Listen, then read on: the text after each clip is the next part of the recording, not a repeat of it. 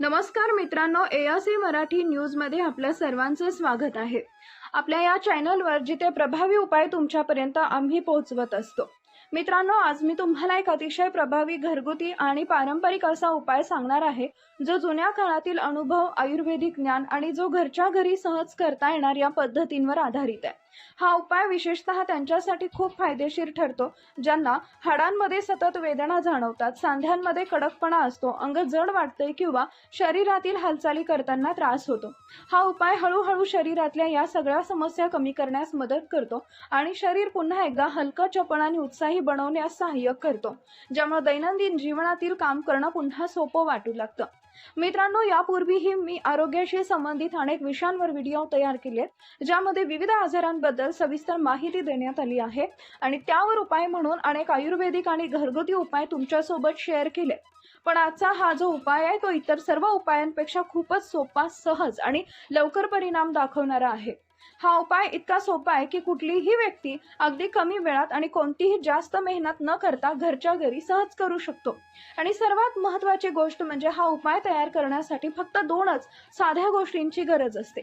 या दोन्ही गोष्टी इतक्या सामान्य आहेत की त्या बहुतेक वेळा तुमच्या स्वयंपाकघरात आधीपासूनच उपलब्ध असतात आणि नसतील तर जवळच्या कोणत्याही किराणा दुकानातून काही मिनिटात मिळू शकतात। हा उपाय बनवण्याची पद्धत ही अतिशय सोपी आहे। तुम्ही तो सकाळी बनवा किंवा संध्याकाळी, दोन्ही वेळेला तितकाच प्रभावी ठरतो आणि लगेचच तयारही होतो। पण मित्रांनो, इथे एक गोष्ट अत्यंत महत्त्वाची आहे, ती लक्षात घेणं गरजेचं आहे। या उपायाचा पूर्ण फायदा मिळवायचा असेल तर तुम्ही माझं प्रत्येक वाक्य काळजीपूर्वक ऐकलं पाहिजे, प्रत्येक गोष्ट समजून घेतली पाहिजे आणि कोणतीही घाई न करता तो तुमच्या रोजच्या जीवनात समाविष्ट केला पाहिजे। व्हिडिओ पुढे सुरू करण्यापूर्वी कमेंट करून नक्की सांगा की तुम्ही मला कुठून पाहत आहात, तुमचं शहर किंवा गाव कोणतं आहे, कारण तुमचा प्रत्येक प्रतिसाद माझ्यासाठी खूप महत्त्वाचा आहे आणि मी प्रत्येक कमेंट वाचण्याचा प्रयत्न करते।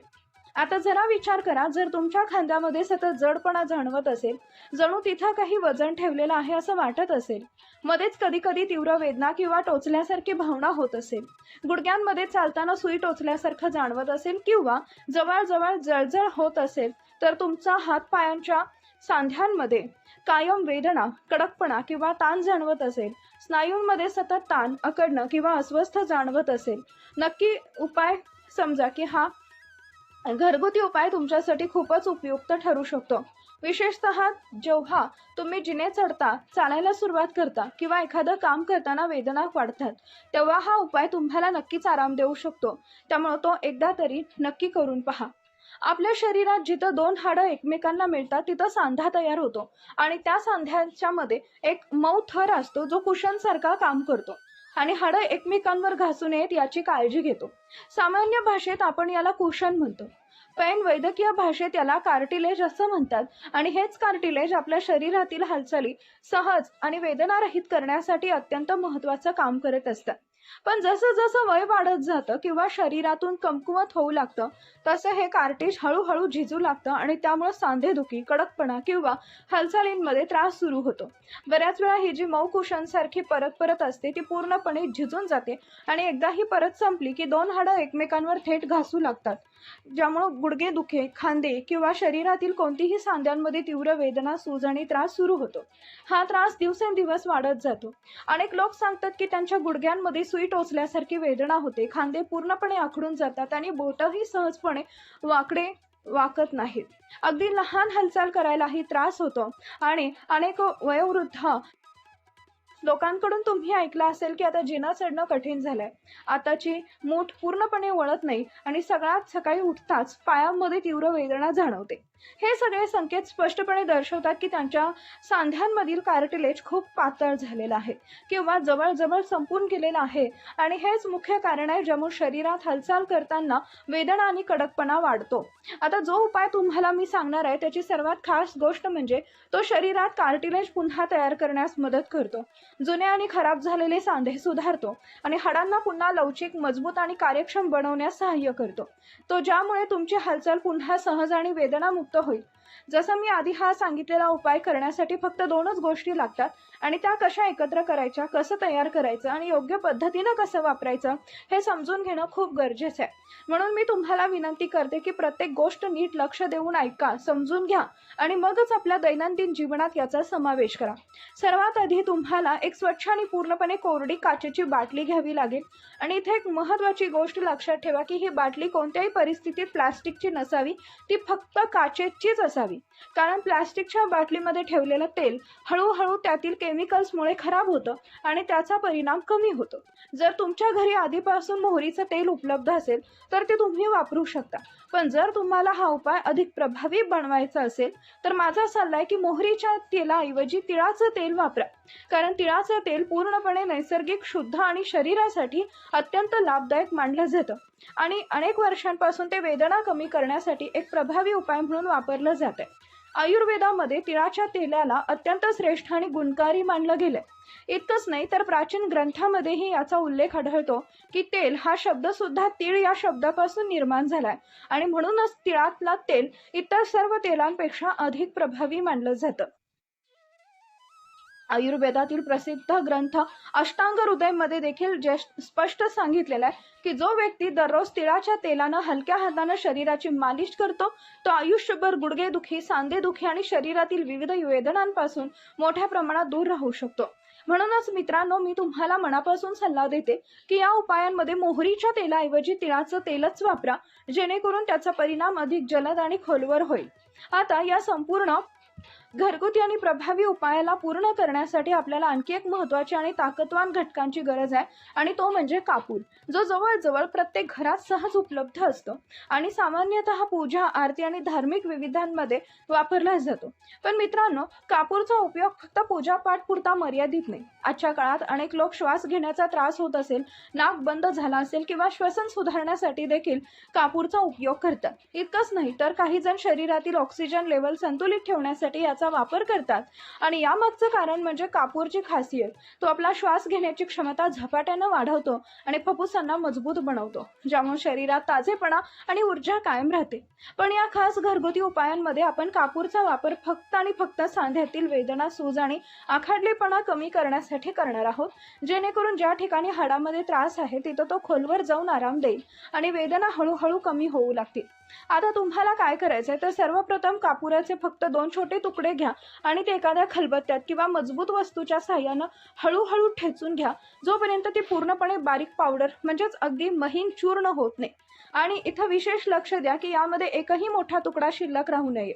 आता तयार झालेला हा कापूरचा बारीक चूर्ण घ्या, त्या स्वच्छ आणि कोरड्या काचेच्या बाटलीमध्ये टाका, ज्यामध्ये तुम्ही आधी तिळाचं तेल भरून ठेवलंय आणि त्यानंतर बाटलीचं झाकण घट्ट बंद करून ती हलक्या हाताने काही वेळा हळूहळू वार हलवा, जेणेकरून कापूर आणि तेल एकमेकांना पूर्णपणे मिसळून एकसारखं मिश्रण तयार होईल. त्यानंतर ही तयार केलेली बाटली किमान 1 तास तरी थेट आणि चांगल्या उन्हात ठेवणं खूप गरजेचं आहे. कारण उन्हाच्या उष्णतेमुळे या तेलाची ताकद वाढते आणि त्याचा परिणाम अधिक प्रभावी होतो. उन्हाळ्यात हे काम अगदी सहज होतं, कारण यावेळी सूर्यप्रकाश खूप तीव्र असतो. पण जर हिवाळा असेल किंवा आकाश ढगाळ असेल तर थोडी अडचण येऊ शकते. अशा वेळी शक्यतो असा दिवस निवडा ज्यावेळी सूर्यप्रकाश थेट बाटलीवर पडेल. 1 तास पूर्ण झाल्यानंतर हे तेल पूर्णपणे तयार होतं आणि वापरण्यास योग्य बनतं. आता सर्वात महत्त्वाची गोष्ट म्हणजे हे तेल नेमकं कधी आणि कसं वापरायचं, जेणेकरून त्यांच्यात जास्तीत जास्त आणि दीर्घकाळ टिकणारा परिणाम मिळू शकेल. हे तेल लावण्याचा सर्वोत्तम वेळ आणि सकाळचा दिवस किंवा दिवसाचा वेळ, शक्यतो संध्याकाळी उशिरा किंवा रात्री झोपण्यापूर्वी हे तेल लावणं टाळा. कारण यावेळी शरीराचं तापमान कमी होतं आणि तेलाचा परिणाम तितका खोलवर होत नाही. जेव्हा तुम्ही हे तेल लावणार असाल तेव्हा प्रथम आपल्या दोन्ही तळहातांमध्ये पुरेसे तेल घ्या आणि ते हलक्या हाताने एकमेकांवर घासून घ्या. हे तळहात हलके जाणवू लागले तेव्हा ते तेल त्या ठिकाणी लावायला सुरुवात करा जिथे तुम्हाला वेदना, सूज किंवा आखडलेपण जाणवतो. तुम्ही हे तेल गुडघे, खांदे, कंबर, पाठ किंवा कोणत्याही सांध्यावर लावू शकता. पण एक गोष्ट नेहमी लक्षात ठेवा की मालिश नेहमी हलक्या हातानेच करायची. जोरजोरात चोळायचं नाही, कारण हे तेल हळूहळू आतपर्यंत जाऊन आपला परिणाम दाखवतात. हा उपाय जितका सोपा आहे तितकाच त्यांचा परिणाम खोलवर आणि दीर्घकाळ टिकणार आहे. आणि जर तुम्हाला या तेलाची ताकद कायम ठेवायची असेल तर रोज किमान अर्धा तास तरी बाटली उन्हात ठेवणं गरजेचं आहे. आणि अर्धा तास झाल्यानंतर ती परत घरात ठेवावी, जेणेकरून त्यांची गुणवत्ता आणि प्रभाव कायम टिकून राहील.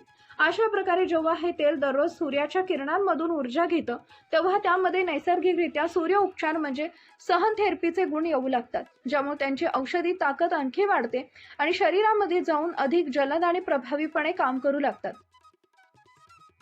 आता जर तुम्हाला तुमच्या शरीरातील अनेक वर्षांपासून चालत आलेल्या जुन्या आणि हट्टी वेदनांपासून पूर्णपणे मुक्त व्हायचं असेल, तर या उपायासोबत काही छोट्या पण अत्यंत महत्त्वाच्या गोष्टींची काळजी तितकंच घेणं गरजेचं असतं.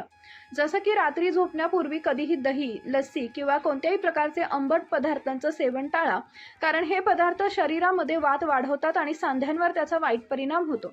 शक्यतो राजमा, तूर डाळ, बटाटा, फ्लॉवर आणि पांढरा भात यांसारख्या पदार्थांचं सेवन कमी करा, कारण हे सर्व पदार्थ शरीरातील वात दोष वाढवण्याचे काम करतात आणि जेव्हा शरीरात वात वाढतो तेव्हा सांध्यांमधील नैसर्गिक ओलावा हळूहळू कमी होतो, ज्यामुळे कार्टिलेज कमकुवत होतात आणि झिजायला सुरुवात होते. म्हणूनच अशा वात वाढवणाऱ्या पदार्थांपासून थोडं अंतर ठेवणं खूप आवश्यक आहे, जेणेकरून तुमचे सांधे अधिक काळ निरोगी राहतील आणि वेदना कमी होतील. याशिवाय काही साधे घरगुती उपाय आहेत ज्यांच्या मदतीनं तुम्ही शरीरातील अतिरिक्त वात म्हणजेच हवा बाहेर काढू शकता. आणि त्यापैकी सर्वात प्रभावी उपाय म्हणजे मेथी दाणे. दररोज रात्री झोपण्यापूर्वी 1 चमचा मेथीचे दाणे पाण्यात भिजवून ठेवा आणि सकाळी उठल्यानंतर रिकाम्या पोटी ते दाणे नीट चावून खा. हा उपाय शरीरातील गॅस, सूज आणि जडपणा कमी करण्यात खूप मदत करतो आणि सांध्यांची ताकद वाढवतो. यासोबतच एक अतिशय सोपा पण प्रभावी योगासन म्हणजे पवन मुक्तासन. जर तुम्ही हे दररोज आसन 1 ते 2 वेळा नियमित केलं तर शरीरातील साचलेली अतिरिक्त हवा बाहेर पडते, पोट हलकं होतं आणि हळूहळू सांधेदुखी कमी होऊ लागते. या संपूर्ण प्रभावी घरगुती उपायांमध्ये आपण फक्त 3 गोष्टींचा वापर केलाय: तिळाचं तेल, कापूर आणि मेथीचे दाणे. जर तुम्ही या तिन्ही गोष्टी योग्य पद्धतीने आणि नियमितपणे वापरला तर तुम्ही कित्येक वर्षापासून चालत आलेल्या वेदनांपासूनही मोठ्या प्रमाणात आराम मिळवू शकता आणि एक निरोगी, उत्साही आणि वेदनामुक्त आयुष्य जगू शकता. जर तुम्हाला हा व्हिडिओ आवडला असेल तर त्याला लाईक करा, शेअर करा तुमच्या मित्रपरिवारांसोबत आणि अशाच उपयुक्त आरोग्यविषयक माहितीसाठी ASA मराठी आपल्या YouTube चॅनलला सबस्क्राईब करायला विसरू नका.